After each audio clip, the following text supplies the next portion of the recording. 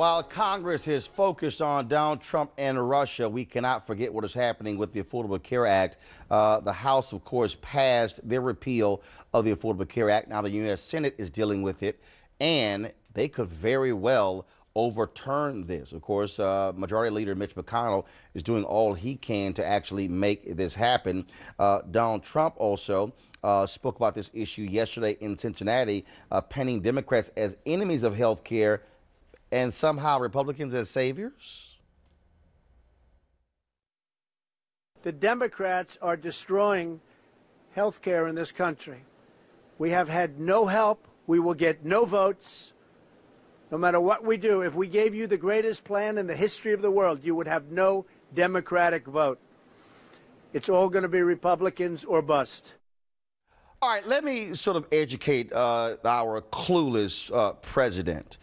When the House passed their version, they made no attempt to get Democratic votes. In fact, the Republicans in the House consistently will only bring a bill up when they have the necessary votes in the Republican caucus. Trump, you said after the first repeal effort failed that you were going to reach out to Democrats, and you didn't. There's no evidence of Trump calling Democrats, having them over to the White House. And so now he stands in front of Air Force One in Cincinnati and flat out lies to the American people. This is why we say Trump lives matter. But the issue is still in the United States Senate. They could pass it. The Republicans have 52 votes. Democrats, of course, 48. The question is, if Republicans lose 2 votes from their side, by Pence will have to break the tie. Let's go to our guest, physician, former Virgin Islands Representative, Congresswoman Donna Christensen, to talk about this here. So much attention obviously is focused on Russia, focused on Trump, focused on Lyon, focused on Jared, focused on Flynn, focused on Manafort, focused on, I'm just tired of naming all of them. Yep. But the Republicans could very well pass a bill to overturn the Affordable Care Act, and it goes to the president's desk for signature. Yeah, and we know that behind the scenes, they're still trying to figure out how they're going to kick the 23 million people off of health care and take away essential health benefits. So that's one of the reasons why the Consumers for Quality Care was launched yesterday, to really bring the focus back to patients, the consumers, the constituents of those people who are trying to do this, and try to steer them towards the Democrats who have really said, Schumer has said, Pelosi has said, we have ideas. We knew when we passed the Affordable Care Act that it was going to have to be amended somewhat. Just like every other major piece of legislation, whether it was Medicare, Medicaid, Civil Rights Act, everything had to be worked on as after that first initial introduction and passage.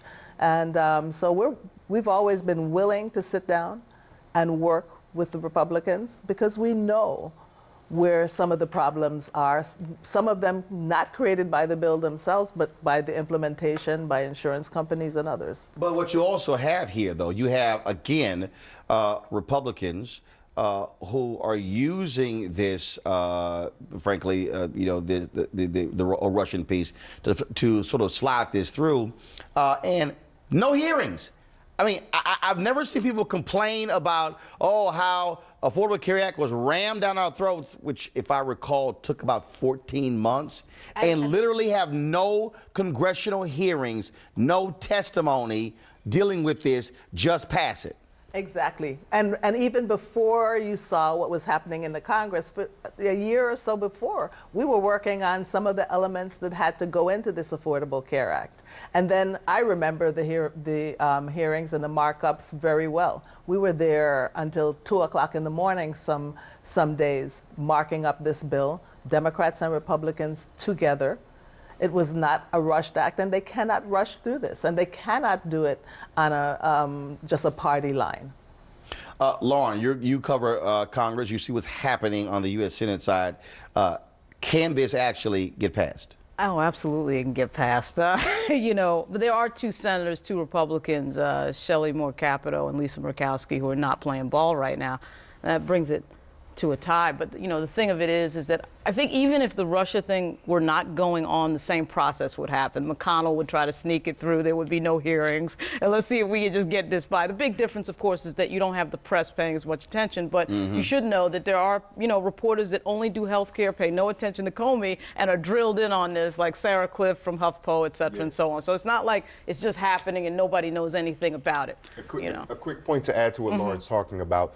We're seeing some Republican senators who are presenting themselves as moderate, but are still supporting some of these draconian and seriously problematic cuts to Medicaid. And what they're doing is talking about a longer phase, so that way that it won't necessarily hurt the Republicans in the upcoming midterm elections. But people like Rob Portman of Ohio, he's one of the folks that he's talking about, that they're saying, hey, if we phase this out over a longer period of time, we won't have the immediate $23 million that Congresswoman Christian talked about. The one to watch is Flake. Flake has an election coming up in 2018. It's going to be very hard to make that vote. Gotcha. You know. But also remember, the bill that's going to come out of the Senate is going to be different than the bill that came out of the House, which is going to require them to then have to go back into conference.